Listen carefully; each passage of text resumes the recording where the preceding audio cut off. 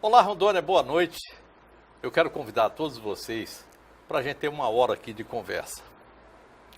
De lá do centro do estado, do coração do estado, eu acho interessante essa figura de trazer Ji-Paraná como coração do estado. Todo mundo sabe daquela figura que existe no Rio, uma espécie de coração geográfico dentro do Rio, que marca exatamente esse meio de caminho entre as duas pontas de Rondônia. Ji-Paraná é uma daquelas cidades que já foi cotada para ser a capital do estado. Eu não sei o que houve, mas por fim, colocaram aqui em Porto Velho, talvez por ser mais antiga, não sei o que é. E de lá sai uma figura que se preparou, depois de ter chegado aqui a Rondônia, para exercer alguns cargos. Ele se preparou para ser deputado estadual, se preparou para ser prefeito de Ji-Paraná, a cidade que o acolheu. E sai agora para um voo mais alto. Jesualdo Pires é o meu convidado nesta noite. Boa noite, obrigado por você ter vindo, obrigado por ter aceito aqui essa nossa conversa. Obrigado, Léo. Eu que agradeço a você, cumprimentar os teus telespectadores. Toda vez que eu falo telespectadores é difícil para mim. Eu tenho alguns problemas também com palavras. É legislativo. Essa daí é difícil. Telespectadores, cumprimentar vocês. Um prazer. E eu que agradeço a oportunidade de estar nesse programa com tanta audiência, especialmente você, que é um apresentador hoje, que é uma referência no estado. Obrigado pelo convite, Léo. Obrigado a você. Gesualdo, eu queria voltar aqui um pouquinho. Um dia desses a gente conversou aqui, meio rapidamente, e você me contou a história da sua vida. Aquele era um outro momento e a gente estava focado em outras coisas que você estava fazendo.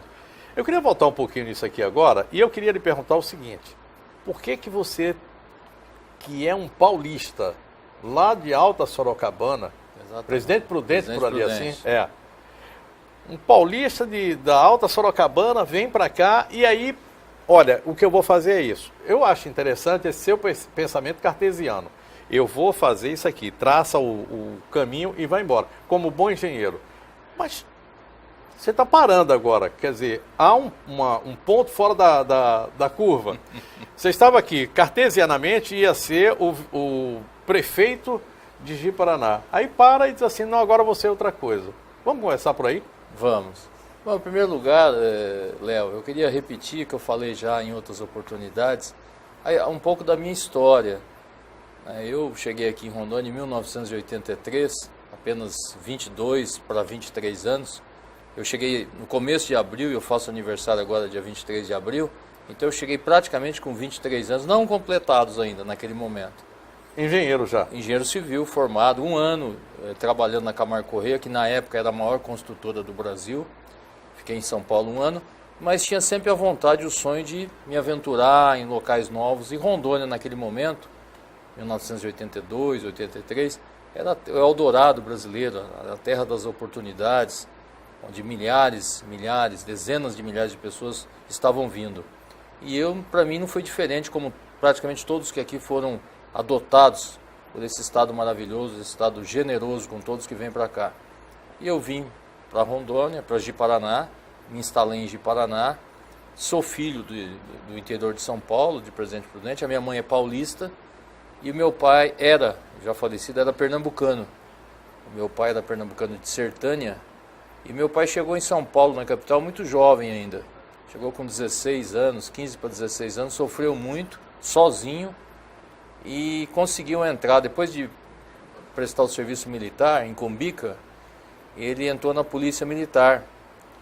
Porque para a época, 1,80 m era uma altura. Meu pai tinha a minha estatura, mais ou menos, né? E era uma estatura naquela época grande. E ele entrou na polícia militar e acabou sendo transferido para Presidente Prudente, onde conheceu minha mãe, casou e formou família. E meu pai tinha uma coisa muito interessante, Léo, e o que eu carrego isso durante toda a minha vida e tento transmitir para os meus filhos, é a obsessão que ele tinha pela educação dos filhos. Ele, apesar de não ter tido oportunidade, praticamente chegou em São Paulo com pouca formação, mas ele tinha essa obsessão em estudar, que os filhos estudassem. Era muito rigoroso, bravo, Eu lembro que naquela época a gente usava aquele boletim ainda. Eu não sei se Deus, você pegou. Eu peguei. Aquele boletim de cartolina marrom. Me lembro. E a nota não era 10, né? A nota era 100. Era de 0 a 100. E a gente, se tivesse menos que 95, a gente apanhava mesmo. Então eu sempre fui muito bom aluno. E eu não sei se eu fui bom aluno porque eu tinha medo de apanhar do meu pai ou porque realmente eu gostava de estudar. Mas eu, de fato, eu fui muito bom aluno. Ou se não gostava por medo do seu pai, eu acho que sim, no início. Depois eu acabei gostando e sempre gostei de estudar. Eu sempre fui muito estudioso. Eu sempre fui um dos primeiros da classe, enfim. Fui para São Paulo, fiz engenharia civil e cheguei em Rondônia. Ainda não era casado, era solteiro, mas já namorava a Lilian, que é minha esposa. E acabamos casando em 85, em Prudente. E já sou casado há 38 anos, completou agora dia 4 de janeiro. Tenho 3 filhos, o Vitor, que seguiu a carreira minha, é engenheiro civil formado pela Universidade Federal do Paraná, e tenho 2 filhos, um de 22, que é o Arthur, e a Beatriz, com 20, que fazem medicina aqui na finca, aqui na capital, em Porto Velho. Tanto é que eu mantenho um apartamento já há 14 anos aqui em Porto Velho, praticamente eu vou e volto, desde a época que eu fui deputado 2 vezes, e eles moram aqui agora, os 2 fazem medicina. Então a minha vida é muito simples, é uma vida que se assemelha a milhares de pessoas que vieram para cá, Léo. Aqueles que vieram com um sonho de realização, com sonho de transformação de suas vidas, com sonho de mudanças. Então a história de Rondônia, ela se confunde muito com a minha história. A minha história, né, se confunde muito com a história de Rondônia, porque eu vim para cá muito jovem, com a vontade de vencer. Trabalhei muito mesmo no início, em todas as localidades, em linhas rurais, fazendo obras de arte, enfim. O pessoal não sabe direito o que é obra de arte, não. Obras de arte é bueiro, galeria, ponte de madeira. Na época tinha muita ponte de madeira, muito bueiro, né? Galerias de bueiros de concreto, na época da Codaron ainda. Isso. E depois eu fui trabalhando. E em 2000 surgiu a primeira oportunidade, ao acaso, normalmente as pessoas entram na política ao acaso. Foi quando o seu Zé Otônio Lima Silva, que é meu amigo do peito, como fosse um pai para mim, em Ji-Paraná, fiz muitas obras para ele, na época que eu cheguei lá. Houve um problema da candidatura dele no final e eles me escolheram como candidato a vice-prefeito na época. Aí nós disputamos, perdemos a primeira eleição e depois em 2006 eu fui candidato a deputado estadual, tive uma votação histórica, graças a Deus, com mais de 12 mil votos, fui o 5º mais votado do estado. Em 2010 reeleito com quase 19 mil votos. Sempre pelo PSB? Sempre pelo PSB, meu partido. A sua amizade com Mauro Nazif começa daí? Começa, a minha amizade com o Mauro, ela começa desde 2002, 2001 que eu conheci o Mauro. E já tem aí cerca de 16 anos que eu conheço o Mauro. Intensificou mais depois de 2005, quando eu comecei a participar ativamente do PSB, e logicamente depois que eu fui eleito deputado estadual e ele deputado federal em 2006. E a minha amizade com o Mauro é muito intensa, assim como com o Daniel Pereira também. Eu tive a oportunidade de conhecer o Daniel ainda na Assembleia. No final do mandato de 2010, o Daniel era o 2º ou 3º suplente de um deputado, eu não me lembro. E houve uma confusão na Assembleia, porque a mesa diretora não queria dar posse ao Daniel. O Daniel até em Cerejeiras agora, segunda-feira, ele relembrou isso aí. E eu briguei muito para que ele entrasse. Ele ficou acho que 4, 5 meses na Assembleia no final do mandato, em 2010. E assim, depois o meu grande sonho sempre foi o de administrar, de cuidar de Ji-Paraná, a cidade que me acolheu. E fizemos assim um trabalho muito importante, muito focado, planejado. É um trabalho que realmente distingue hoje Ji-Paraná das demais municípios, com todo respeito, mas a nossa gestão ela tem sido uma gestão diferenciada em todos os aspectos, Léo.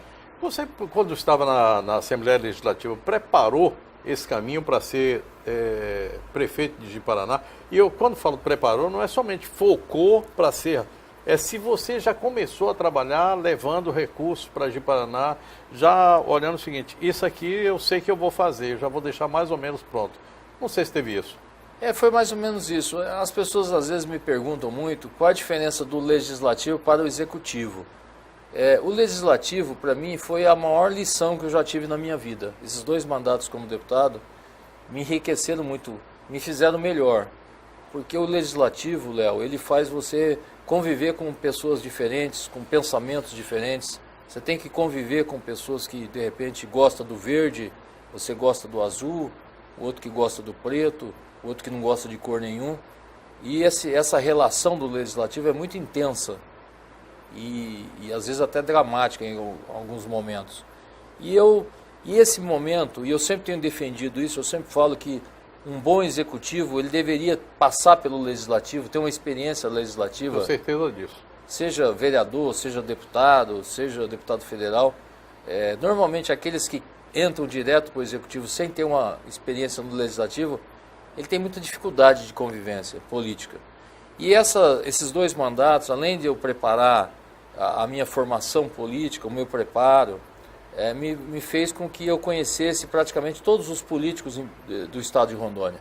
Isso me ajudou demais na decisão. 24 cabeças pensando num espaço muito pequeno, né? Isso aí acabou fazendo com que eu conhecesse os senadores, os deputados federais, o governador Confúcio, que foi o governador durante todo o mandato que eu fui prefeito. Tem falado muito bem de você. Não, ele é meu amigo e o Confúcio é um... Vocês vão estar disputando ali agora, né?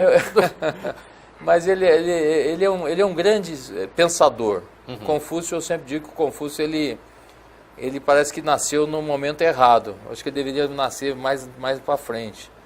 Uma vez eu conversava com ele sobre política, eu gosto muito de conversar com ele, e ele dizia assim: Gesualdo, você sabe quando inicia uma campanha política? Eu falei: não, governador. Ele disse que quando a gente nasce. Quando você nasce, você já começa a tua campanha política. Porque os movimentos que você faz, a vida que você leva, o relacionamento que você tem com a sua comunidade, com a sua cidade, vão ser cobrados até de forma cruel pelas pessoas. E ele dizia: todo mundo deveria ter uma oportunidade de, pelo menos uma vez na vida, ser candidato. Porque é um recall da sua vida. Ou seja, de repente aquele vizinho que você nunca cumprimentou, e você chega na época da campanha e vai lá cumprimentar ele, fala: meu amigo, você nunca me cumprimentou e agora você vem na minha casa? E as pessoas são cruéis. São. Então, mas voltando ao assunto, nós nos preparamos, eu me preparei. Em 2008 houve uma pressão muito grande para que eu fosse candidato a prefeito de Paraná. Já naquele momento o Alex Testoni se tornou prefeito de Ouro Preto. Vocês foram bem unidos na Sim, Assembleia, né? muito. Aliás, fizeram um trabalho que ficou assim, ficou meio que marcado, porque vocês foram odiados durante um período, né? Muito odiados. Aqueles 2 primeiros anos, e eu era o primeiro secretário, e foi um caso inédito em Rondônia, de ter sido eleito um primeiro secretário no primeiro mandato. Eu fiquei 4 anos como primeiro secretário. E o primeiro secretário, Léo, para quem não sabe, na Assembleia, na estrutura da Assembleia, ele é como um administrador, como se fosse o prefeito da Assembleia. É verdade. Ele que cuida da parte administrativa, de pagamento de pessoal, contas, contratos. Então e naquele momento a Assembleia passava por uma crise seríssima. Tanto é que a população deu uma resposta nas urnas, praticamente eliminando 90% dos deputados. Aquela operação dominó foi terrível. Que, aliás, está trazendo filhotes até hoje. Até hoje. E estava no auge. Quando nós entramos, muitas coisas erradas, imensas coisas erradas. Pessoas que moravam em Recife recebendo, estudavam na Bolívia, outros estavam nos Estados Unidos. Centenas que não apareciam para trabalhar. E eu e o Alex Testoni, claro, respaldado pelo nosso presidente Neudi, nós fizemos um trabalho muito intenso de moralização da Assembleia Legislativa. E tanto é que fizemos um trabalho muito bem feito, que todos os anos a gente devolvia, e na época o orçamento da Assembleia era apenas não muito, né, mas era de 100 milhões, comparados com hoje o orçamento que eu não sei, parece que passa de 200 milhões, 260 milhões me parece, o orçamento da Assembleia. Todos os anos, Léo, a gente devolvia 10, 15, até 20 milhões por ano. Vocês inauguraram aquela questão dos cheques que eram mostrados, né, à população. Simbolicamente mostrando que a gente economizava o dinheiro da Assembleia para investir na área da saúde, da educação, né, e fizemos esse trabalho de forma muito intensa, e muitas vezes o governo do Estado nem repassava os recursos para a Assembleia, deixava de repassar porque a gente não precisava. Aqueles 100 milhões, a gente com 80 milhões a gente conseguia dar conta de tudo funcionar perfeitamente a Assembleia. Você conseguiu fazer isso também lá em Ji-Paraná? Segura só a informação. Eu estou indo para um recado de Mimas Pizzaria e de Rondoquímica.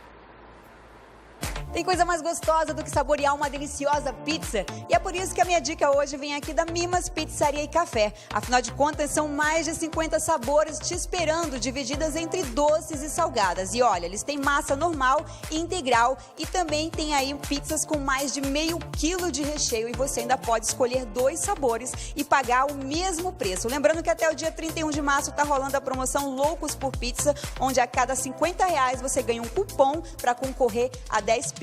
Gostou? Tem também serviço de entrega em horário especial te esperando. E olha, você também pode ser um franqueado da Mimas Pizzaria. É só ligar e obter mais informações. Agora, quer novidade? Tem também um novo serviço de cafeteria e você vai encontrar vários tipos de cafés, cuscuz recheado, tem tapiocas, açaí, omelete. Por isso, aproveite para conferir e, claro, provar essas delícias. O endereço é na Rio Madeira com Pinheiro Machado. Mimas, muito mais que pizza te esperando. Vem pra cá. Olha só, esse recado especial para você que quer comprar produtos de limpeza, mas quer qualidade, maior durabilidade e melhor preço, você precisa conhecer a Rondoquímica. É isso mesmo, aqui eles fabricam e podem oferecer tudo isso para você. Ó, você que precisa de produto específico para limpezas de lanchonete, churrascaria, também aí açougues, frigoríficos, laticínios, você pode encontrar uma linha completa e específica para esse tipo de limpeza. Isso mesmo, a Rondoquímica também vende esse tipo aí de tambor de 200 litros plástico. Ele é ideal, gente, para cortar no meio, fazer coxo, pôr água, carregar óleo diesel e muito mais. Tem essa opção também, ó, de galão de 50 litros. Você que é fazendeiro, chacareiro, comerciante, precisa desse tipo de produto? Vem comprar aqui. O telefone para maiores informações, anota aí, 35338261 e o endereço é fácil. É aqui na Avenida Amazonas, número 7708, logo depois da Avenida Mamoré. A Rondoquímica tá só esperando por você. Vem pra cá.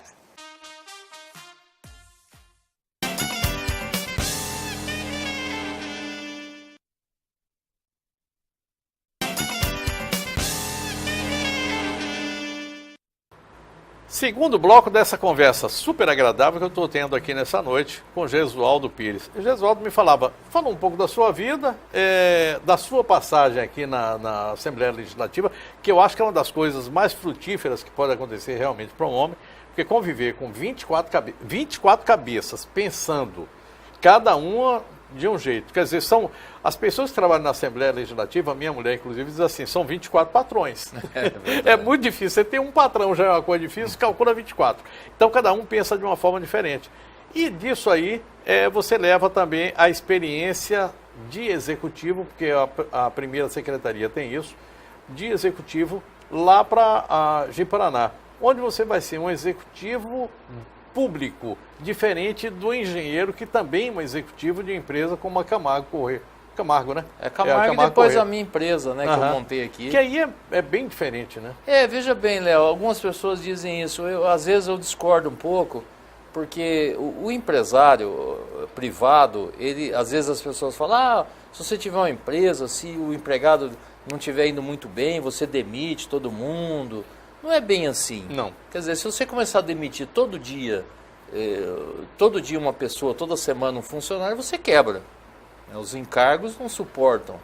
Então você tem que, no serviço privado, você também tem que ter uma motivação para as pessoas trabalharem com você, com motivação, com felicidade, pessoas que gostem de você.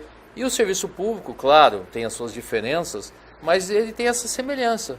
Porque muitas pessoas que não estão na iniciativa privada, elas acham o seguinte, não, o cara é patrão, ele tem empresa lá, se o empregado fizer alguma coisa, se olhar meio torto para ele já manda demitir. Não é bem assim. Se o cara começar a demitir um funcionário toda semana, um funcionário a cada 15 dias, é porque ele está errado. Não forma mão de obra e vai quebrar a empresa. Ele vai quebrar e alguma coisa está errada com aquela empresa. Mas enfim, assumindo a prefeitura, e fomos eleitos, eu e o Marcito, que é o nosso atual prefeito, nosso querido Marcito, que tem me acompanhado desde o primeiro dia do mandato, nós criamos um sistema muito rigoroso, austero, de contenção de despesa, porque eu vejo que o administrador eficiente é aquele que economiza na atividade meio, que é o custeio, é a máquina, para que você tenha recursos para o investimento final, Léo. Porque muitos prefeitos, eu vejo, prefeituras no Brasil inteiro, que mal conseguem pagar o salário. Tem prefeito que fala, não tem dinheiro para pôr óleo diesel na máquina. Eu não tenho dinheiro para comprar um saco de cimento. Então não tem sentido ter aquela prefeitura. Se a prefeitura não tem nenhum objetivo final de atender a população que paga caríssimos impostos, então não tem sentido você ter uma prefeitura. Então é melhor desmanchar a prefeitura e falar, não, vamos ficar cada um por si. Né? Porque existem órgãos no Brasil, públicos, e são muitos, a grande maioria, que praticamente só servem para pagar o custeio, pagar a conta da luz da prefeitura, pagar a conta da água, pagar funcionário, pagar isso, pagar aquilo. Não tem dinheiro para comprar remédio, não tem dinheiro para comprar material, não tem dinheiro para comprar lâmpada. Então, o nosso planejamento foi exatamente no sentido de conter as despesas, que no meu entendimento eram desnecessárias, telefone, conta de energia, passagens aéreas, diárias, corte de pessoal, enfim, coisas desnecessárias exatamente para sobrar recursos para que a gente pudesse investir. E foi o que nós fizemos. Nós não perdemos nenhum recurso através de emendas, porque precisa da contrapartida. Muitos prefeitos fogem de convênios porque eu não tenho dinheiro de 10% ou 5% para contrapartida. Todos os convênios, são mais de 200 obras que foram executadas nesses últimos 65 meses da nossa gestão. Então nós tínhamos dinheiro em caixa, pagamos sempre rigorosamente em dia os nossos salários, os nossos fornecedores, fizemos investimentos vultosos próprios, aquisição de mais de 100 equipamentos pesados, máquinas, caminhões pesados, uma usina de asfalto de sei o quê. Então houve uma conjunção de esforço do governo do Estado, apoio do governo do Estado, conjunção do governo federal, da bancada federal, dos deputados estaduais, mas também houve um grande esforço da prefeitura. Nós tínhamos dinheiro em caixa para arcar com reformas, reformamos todas as UBSs, e quando eu digo reforma de uma UBS, uma escola em Paraná, não é reforma com R minúsculo, é com R maiúsculo. São reformas estruturantes, onde você praticamente desmancha a escola e faz de novo, climatiza, troca todos os mobiliários, lousas digitais, sala de computação, sala de leitura. Quer dizer, as nossas escolas são referências. Tanto é que Ji-Paraná hoje, disparadamente, tem o melhor IDEB do estado de Rondônia. Isso é fruto também daquela história do seu pai, né? Sim, eu sou um obcecado pela educação. Eu no começo do meu mandato, eu lembro que eu encontrei um empresário, que evidentemente não vou revelar o nome, e ele falou, Josualdo, você investe muito em educação. Eu, por exemplo, eu sou um homem rico e eu nunca estudei. Quer dizer, olha a mentalidade da pessoa. Então eu sempre investi, eu até dizia em reuniões, às vezes as pessoas não gostavam, eu chegava num bairro e estava entregando uma reforma de um colégio, de uma escola, de uma creche, e a pessoa, prefeito, e a minha rua vai ser pavimentada? Eu falei, olha, a minha prioridade nesse momento é cuidar da saúde e da educação. Esse menino de 3, 4 anos, ele não pode ficar agora esperando 2 anos para voltar aqui e não ter uma vaga de escola e uma escola boa. A tua rua pode até esperar 2 anos. De repente 1 ano, 6 meses, nós estamos trabalhando para pavimentar a sua rua também. Tanto é que nós pavimentamos mais de 100 quilômetros de asfalto, recapeamos mais de 30 quilômetros, criamos uma estrutura na Secretaria de Obras formidável. Mas o menino, Léo, aquela criança, é igual... A educação, eu comparo a educação quase como se fosse a saúde. É emergência, é urgência. Na saúde você tem também números relevantes. Relevante. Pelo Tribunal de Contas, os indicadores do Índice de Eficiência da Gestão Municipal, a única cidade que tem nota A no quesito saúde pública é Ji-Paraná, das 52 municípios do estado de Rondônia. É só ir lá, não tem, são dados. Então, a educação, ela é muito importante porque ela é urgência. Você não pode chegar com um menino de 4 anos que precisa entrar na escola e falar, menino, vem daqui 2 anos aqui para a escola. Você já perdeu o timing, você já perdeu aquele momento que a criança tá em formação. Está no ponto, né? Está no ponto, Uhum. né? E na saúde não foi diferente.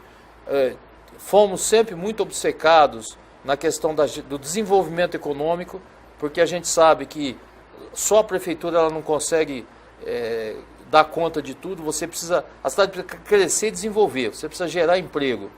E tanto é que o ano passado, Ji-Paraná ficou entre os 50 municípios que mais geraram emprego em todo o país. Isso são dados do Ministério do Trabalho. Entre 5.600 municípios, Ji-Paraná está entre os 50 que mais geraram empregos no país. Apenas Boa Vista, na região norte, apenas Boa Vista em Roraima, que eu acredito até por conta dessa invasão dos venezuelanos, e Ji-Paraná. Apenas essas duas cidades, Boa Vista e Ji-Paraná, que tiveram essa performance, está entre as 50 cidades que mais geraram emprego. Então é um conjunto de ações, no esporte também, nós construímos várias praças esportivas, interiorizamos o esporte, é uma coisa que eu era muito obcecado também. Eu não vejo um menino humilde, um menino de uma família mais pobre, ele não tem condição de sair lá do bairro dele para praticar esporte.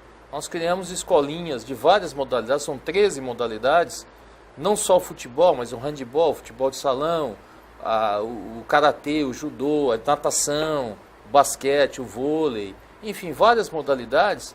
E temos hoje 1.500 alunos, Léo. Todo ano 1.500 alunos são iniciados nas práticas esportivas. Na questão cultural também não foi diferente. A Fundação Cultural hoje de Ji-Paraná é uma referência.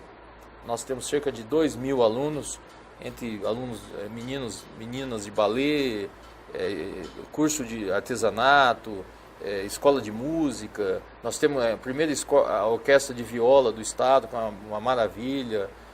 Temos o corpo de balé municipal, enfim, várias atividades culturais que hoje formam um conjunto de 2.000 alunos e alunas que formam através da Fundação Cultural. Vou passar uma semana lá em Ji-Paraná para ter a oportunidade de trazer tudo isso aqui para o meu telespectador. Durante a Expo Rondônia. Rondônia Rural Show. Rondônia Rural Show. É um show mesmo. Vou passar uma semana inteira fazendo os programas de lá. Já aceitei com o Lubiano aqui e nós vamos para lá. Eu queria dar um pulinho aqui para a área da política. Você representa hoje o elo entre duas forças muito grandes, muito fortes aqui de Rondônia. O PDT e o MDB.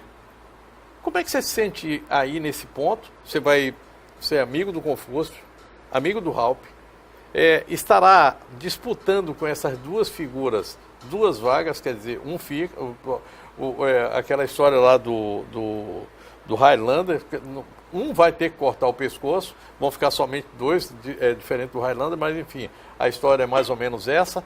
E como é que você vai ficar nessa história? Qual é o seu palanque? Que palanque é que você vai andar? Como é que você vai estar no meio dessas duas forças? Olha, eu tenho muita tranquilidade, Léo, porque é o seguinte, o PSB ele já tem uma tradição aí de pelo menos 4 ou 5 eleições que a gente caminha com o PDT. Então hoje, tranquilamente, o PSB vai caminhar com o PDT nessas eleições. Evidente que eu tenho o maior respeito pelo senador Raup, que ajudou muito o Ji-Paraná, ajuda o Estado, é uma pessoa espetacular. Tenho um respeito enorme pelo nosso ex-governador Confúcio, mas as coisas estão bem resolvidas dentro do meu partido. Eu sou o pré-candidato ao Senado pelo PSB e vamos estar coligados com o PDT. E, evidentemente, buscando forças de outros partidos para trabalhar esse projeto. Mas não há dúvidas de que eu estarei disputando uma eleição, colocando meu nome. Me sinto extremamente preparado para esse cargo, até pela minha maturidade de vida, de idade, a minha maturidade como experiência de empresário, a minha experiência pública, política, me deixa bastante confortável para eu buscar esse espaço, porque uma coisa que me deixa muito chateado, Léo, e às vezes eu comparo muito isso, o Brasil é um país maravilhoso. O Brasil tem 8.500.000 e poucos quilômetros quadrados. Rondônia tem 242.000 quilômetros quadrados. Eu não sei se você sabe, ou os seus espectadores sabem, mas o Japão, ele é formado por 6.200 e poucas ilhas. Sabia disso, Léo? Sabia. 6.200. Gosto muito da cultura japonesa. Eu trabalhei também com sou eles. apaixonado. Eu estudei na escola de japonês lá em Prudente. Meus amigos de infância eram todos japoneses. 6.200 e poucas ilhas. Ilhas maiores e ilhotas. Tudo de rocha, pedra. Praticamente não tem terreno agricultável no Japão. você tem terremoto, você tem maremoto, você tem tsunami, tem vulcão, e é o terceiro ou quarto país mais rico do mundo. Depois de ter sido destruído, né? E ter sido destruído pela Segunda Guerra Civil, a Segunda Guerra Mundial. Nós somos um país abençoado, não temos terremotos, não temos vulcão, não temos deserto, não temos neve. Falamos a mesma língua. A Índia me parece que são 300 ou 400 dialetos diferentes. Não temos guerra civil, não temos guerra religiosa. E aí eu pergunto, o que acontece com esse país? Está faltando japonês. Eu acho que sim. Né? Eu acho que está faltando japonês. Mas o que falta, no meu entendimento, é o componente que, depois de Deus, é o mais sagrado para nós e que muitas vezes a gente acaba desprezando, as pessoas acabam repudiando, que é a política.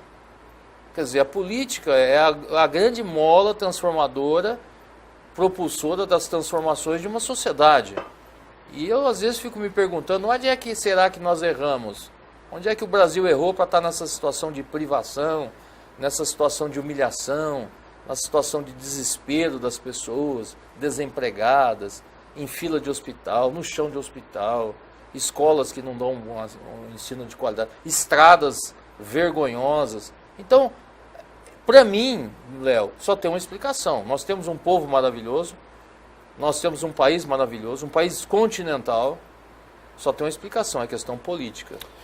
Eu vou lhe fazer uma pergunta que tem tudo a ver com essa questão. Nós vivemos hoje um momento em que o Congresso Nacional ele tem duas coisas que são um fator complicador da nossa vida. Primeiro, a baixa representatividade. Nós temos um dos piores congressos que eu já vi na minha vida. E eu já vi muitos. Segundo, há uma inapetência para fazer o trabalho de legislar, de trabalhar, o que leva a esse ativismo judicial que a gente vê hoje. Eu queria que você falasse um pouco a respeito disso, mas antes eu quero chamar dois parceiros que eu tenho aqui de sempre, a Romanel e a Pemasa. Vamos lá. Atenção que eu tenho um recado especial para você, mulher de sucesso. Se torne hoje mesmo uma revendedora Romanel e tenha ainda mais sucesso. Garanta a sua independência e tenha uma excelente lucratividade. Gente, o lucro aqui chega a 80%. Você vai revender a melhor joia folheada do Brasil. Vai ter aí peças que estão ligadas, sintonizadas no eixo da moda Paris-Milão. Tem mais de 3 mil peças para escolher. E é lógico, tem também todo o apoio de mídia em jornais, revistas, televisão. Olha eu aqui falando da Romanel. Então não perde tempo. Venha hoje mesmo a uma loja Romanel e se torne uma consultora independente de sucesso. Tem Romanel no shopping, na Jatuarana, na 7 de setembro e aqui na Carlos Gomes, esperando por você. No mês do descobrimento do Brasil, a Pemasa traz uma promoção para você conhecer o Brasil de ponta a ponta com pneus Goodyear. Confira, pneu Eide Touring 16570 R13 para Uno e Celta, só 12 vezes de 15,20 no cartão. Pneu Eide Touring 17565 R14 para o Gol, só 12 vezes de 19,20 no cartão. Pneu Eagle Sport 20555 R16 para Corolla e Civic, só 12 vezes de 24,81. Promoção válida até 30 de abril. Pemasa, seu revendedor oficial Goodyear. Se beber, não dirija.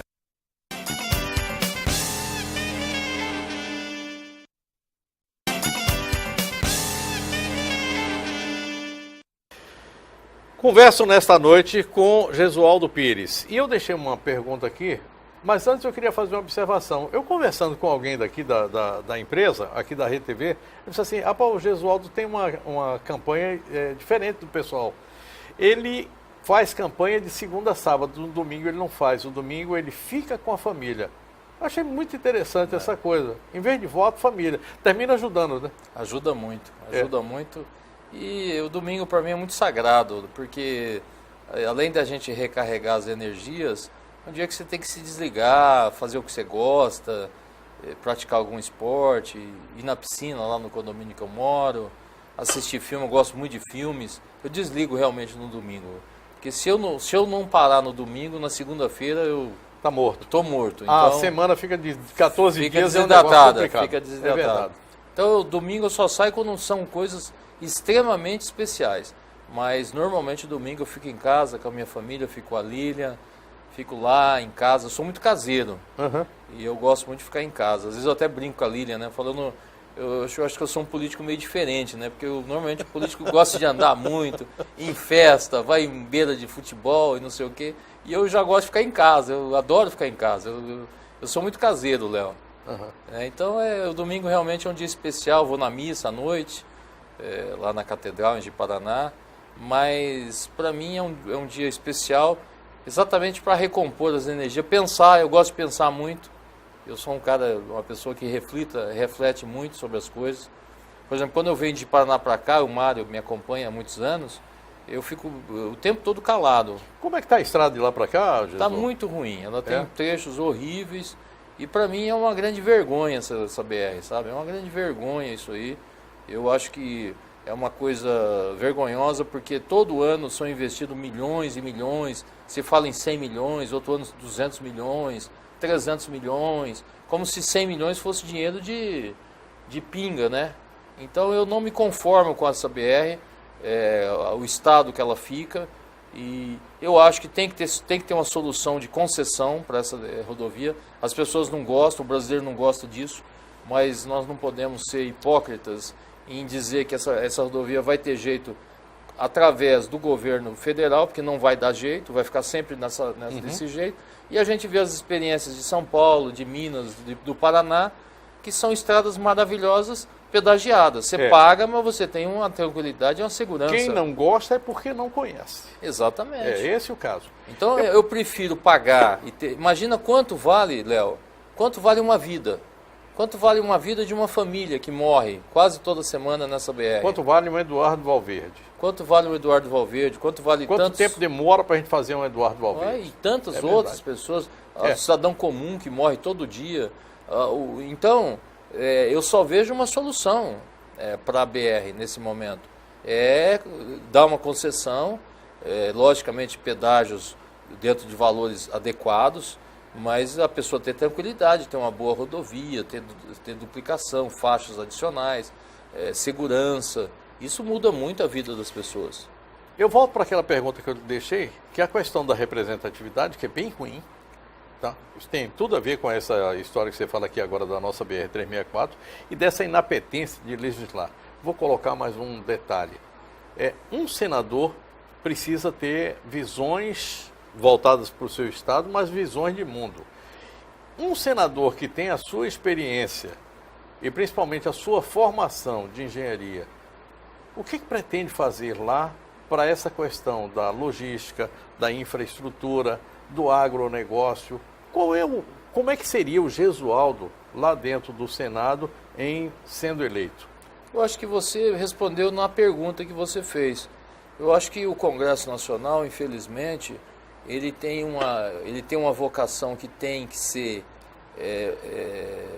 usado de forma muito intensa, que é o debate dos grandes temas nacionais e que infelizmente não são debatidos, ou são debatidos por uma minoria. Então um deputado federal, um senador, aqui não quero fazer crítica a ninguém, nós devemos lá no Congresso, esses representantes, eles deveriam estar preocupados com os grandes temas nacionais. Também, claro, voltado um olhar para o seu estado, mas questão de segurança pública, nós temos que resolver isso no âmbito nacional, tem que ser um debate nacional. Não adianta você colocar a culpa no estado de Rondônia, ou no estado do Mato Grosso, ou no estado do Rio de Janeiro. Então a questão de segurança é uma questão que envolve toda a população brasileira, a questão da saúde não é diferente. E eu não vejo pessoas, ou pelo menos a grande maioria, debatendo esses temas. Parece que lá há um arremedo mas eu vou levar uma emenda para não sei o quê, eu vou levar uma ambulância aqui para lá, eu vou fazer isso aqui, mas não vai no cerne do problema, que é a questão política, que é a questão da legislação, das mudanças estruturais. Senadores e deputados têm um amarrilho ali, que é o colégio de líderes. Você fica lá, passa anos dentro de uma Câmara dos Deputados sem fazer um discurso. Só votando sim, não, sem saber nem o que está votando, na verdade. E no Senado não é diferente. A pauta do Senado é de colégio de líderes. Como é que a gente pode sair? Como é que é possível sair disso? Tem que mudar esse sistema, é um absurdo. Como é que um representante do Pará pode ser liderado por um representante do Rio Grande do Sul e ele não saber mal o que está votando. Isso tem que ser mudado. Quer dizer, os 513 deputados federais e os 81 senadores, eles têm que ter voz e vez em todo momento. Então, é inadmissível que existam hoje parlamentares que se sujeitam a serem praticamente vaquinhas de presépio, como a gente diz lá no interior de São Paulo, e acabam não debatendo os grandes temas que afligem a população brasileira. Então, eu vejo que, além do olhar importantíssimo para os seus estados, os congressistas ele tem que ter um olhar para a nação. Porque a nação indo bem, Léo, o Brasil indo bem, se desenvolvendo, criando condições estruturais melhores, evidentemente que todos os estados estarão sendo beneficiados. E o que acontece hoje é que a coisa se apequena muito, o debate fica muito pequeno. A realidade hoje, grande parte dos parlamentares, não é de Rondônia, estou dizendo de todo o Brasil. Porque eu consegui uma emenda para levar lá uma ambulância para a cidade tal. Pelo amor de Deus. Eu consegui uma emenda para levar lá um... Gente, é importante isso, mas isso não resolve o problema. E parece-me que existem ainda parlamentares que querem que esse julgo fique continuado. Eu dependo porque o parlamentar trouxe uma ambulância para o meu município, ele trouxe uma emenda para pavimentar uma rua. Horas. Nós temos que ter estrutura, nós temos que ter recursos federais, estaduais ou municipais, uma redistribuição de recursos é muito importante. Essa reforma tributária é fundamental, tem que ser debatida. Não é possível mais que os municípios fiquem apenas com 15%, 18% do bolo tributário nacional e os municípios tenham aí o encargo de tudo. Todos os problemas acontecem no município, Léo. Todos. O problema da saúde, o problema da escola, o problema da rua, da insegurança, o problema da iluminação pública, tudo acontece no município. E de onde vêm os tributos? De onde surgem o dinheiro que é arrecadado por Brasília? Vem dos municípios. As indústrias, as empresas, os comércios, eles estão instalados em municípios.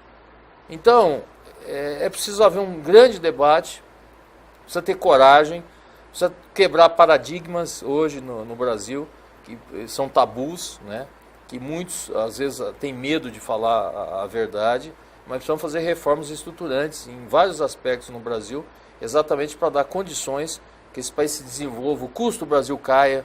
Nós temos hoje um empresário, um microempresário, um pequeno empresário, um MEI, que é um microempreendedor individual, ele tem muita dificuldade de sobrevivência. Hoje eu vejo, por exemplo, um comerciante, se ele alugar uma salinha por R$1.000, R$1.500, ele tem dificuldade até de pagar o aluguel no final do mês. Então, é necessário que você mude muitas coisas e mude a forma dos debates. Então, é importante que haja uma participação mais intensa nos debates para que a gente veja, e aí que eu sempre digo, quais são os problemas que estão afundando, né? Porque a cada momento que a gente vê, Léo, é claro que o país tem se desenvolvido, é claro que existem avanços, a gente não pode dizer que está tudo errado, não, de forma alguma, mas existem problemas estruturais nesse país que precisam ser sanados. Então, evidentemente, precisa haver um debate de alto nível, um debate com pessoas que realmente conheçam. E uma coisa que me deixa preocupado às vezes também, Léo, é que tem muitas pessoas que hoje dizem o seguinte: eu vou votar em alguém que nunca foi político. Né? Essa coisa me aterroriza. Que pena. Olha, eu vou votar porque o cara nunca foi nada. E daí? Quer dizer, se você chegar no hospital, você está lá precisando fazer uma cirurgia do teu coração. Aí você chega no hospital e fala assim: olha, eu quero um médico que nunca operou o teu coração. Ou você vai querer o médico que é o mais experiente, aquele que sempre deu certo, aquele que tem condição de operar seu coração com segurança? É assim que eu vejo. Nós temos um espectro no Brasil, na política de uma forma geral, que é direita e esquerda. A direita é pouco conhecida no Brasil, a esquerda é mais conhecida, mais folclórica também, e a gente tem o centro. O seu espectro de presidente do Brasil está de que lado? E mais, vou lhe fazer uma pergunta muito direta. Você já escolheu quem vai ser o seu presidente da República? Você já escolheu desses nomes que estão aparecendo aí, de Bolsonaro a Lula, passando por Ciro Gomes, Alckmin, Joaquim Barbosa, Manuela, Boulos, enfim, esse pessoal todo. Você já escolheu aquele nome, como se diz na Igreja Católica, que você mantém in pectore? Só um minutinho, porque eu quero chamar uma outra coisa aqui. É o seguinte, eu tenho in pectore um recado da universidade, da nossa universidade, tá? Da AFAG. E eu queria falar a respeito dela. Tem tudo a ver conosco aqui. Queria falar também de Socibra, já que a gente está falando de educação, queria falar de Socibra. E deixar mais um recado para você sobre aquele momento em que a gente precisa fazer as últimas homenagens a uma pessoa. Vamos lá os três e eu volto já já. A educação à distância não é novidade. Estudar no seu tempo, em qualquer lugar, é real. O que vai transformar e te fazer crescer é a qualidade. Descubra a nova graduação EAD FAG. Surpreenda-se com a plataforma e metodologia do Centro Universitário FAG. Escolha seu curso, diploma igual ao presencial. Acesse ead.fag.edu.br. Inscreva-se. EAD Centro Universitário FAG. Graduação superior para realizadores. Quero falar para você de Socibra, esse local que é realmente completo, onde você encontra itens para decorar a sua casa ou seu local de trabalho, materiais escolares, material para o seu escritório e muito mais. É claro que não pode faltar a promoção. Você que gosta de trabalhar, por exemplo, fazendo anotações, agendas, para você não perder os seus compromissos, aqui você encontra agendas de todos os modelos com 30% de desconto. Corra, aproveite e venha economizar. Gente, você quer fazer o seu aniversário aí da sua filha ou do seu filho, aqui você encontra artigos para festas de príncipes e princesas com 50% de desconto, é isso mesmo. E como eu quero finalizar agora, eu vou falar para você desse novo espaço, um espaço muito mais amplo para você adquirir o seu material escolar ou então o seu material de escritório, gente. E tudo isso você encontra aqui na rua Rafael Vaz e Silva, esquina com rua Tabajara. O telefone está no cantinho do seu vídeo. Ficou com alguma dúvida? É só ligar para a Socibra, venha conhecer e economizar. A Socibra te aguarda. Com trabalho sério, a São Cristóvão traz a mais bela estrutura em capelas do norte do Brasil. Um novo conceito funerário, pois nos momentos difíceis é onde precisamos de comodidade e amparo. Você deve estar pensando, espero nunca precisar, ou até mesmo achar ser muito caro. Os preços continuam acessíveis para todas as famílias. O que mudou foi toda a estrutura e serviços, permitindo ainda mais opções e dignidade nas últimas homenagens. Funerária São Cristóvão. Estou conversando com o Gesualdo Pires, e aí é o seguinte, eu lhe fiz uma pergunta, e essa é a pergunta para a gente ir embora. Você já tem um nome? Não, eu acho que 99,9% dos brasileiros não tem esse nome ainda. Mas seu tirando aqueles que... O meu espectro sempre foi de centro-esquerda. Eu sou uma pessoa que acredito no mercado, mas acredito na intervenção do Estado em ações, por exemplo, como a educação, como a saúde. Então eu sou uma pessoa que sempre teve esse espectro do meu partido. Um partido que tem esse espectro de centro-esquerda. Acho que tem que haver uma condução de mercado, mas não totalmente do mercado. Perfeito. Por exemplo, a questão de aeroportos, de portos, de rodovias, enfim. Tudo isso você pode entregar à iniciativa privada. Agora, tem ações, segurança pública, a saúde, a educação, você tem que ter pelo menos um componente importante da ação pública, porque senão você deixa na mão... nós não estamos preparados ainda para deixar tudo na mão da iniciativa privada. Há 55 dias da Copa, o Brasil e a Alemanha devem ser os dois. Você me dizia o seguinte, olha que nós nem pensamos mais a respeito disso. E há poucos dias, há poucos meses da eleição, você já tem os dois nomes que você acha que vão para a final, para o segundo turno? Não tem também, é outra pergunta muito difícil. Agora uma coisa, Léo, só para encerrar o programa, eu sei que está no tempo estourado aí, eu estava ontem lendo um blog da UOL e eu vi lá que tem uma tabelinha dizendo que faltam 55 dias para a Copa, 55 dias apenas. E eu fiquei me imaginando, o povo brasileiro está evoluindo, né? Porque ninguém fala em Copa da Rússia e nós tivemos uma grande decepção com a Copa do Brasil, principalmente, não pelo resultado em si, que eu acho que isso daí foi chato, mas o significado de nós termos torrado aí 20 bilhões de reais que dariam para fazer 10 mil creches, ouça esse número, 10 mil creches, 2 milhões cada uma, nós torramos em elefantes brancos, em corrupção, em estádios que hoje são sucateados, estádios que não têm a mínima serventia. Olha a coisa que acontece nesse país. E trocaram o nome de estádio para Arena. Arena, agora é tudo Arena, é verdade. Obrigado, Gesualdo. Obrigado você, muito boa Léo. sorte. Muito obrigado, Aparece Léo. quando quiser. Tá, igual... É sempre muito bom conversar com você, porque a gente faz uma pergunta e você já vai com o resto. Tá bom, muito obrigado. Gente, amanhã, às 8h30 da noite, aliás, amanhã não, segunda-feira, às 8h30 da noite, a gente se encontra aqui para mais programa Léo Ladei. Eu desejo a todos boa noite, bom sono e bons sonhos, uma ótima e abençoada final de semana. Fiquem com Deus. Tchau, tchau.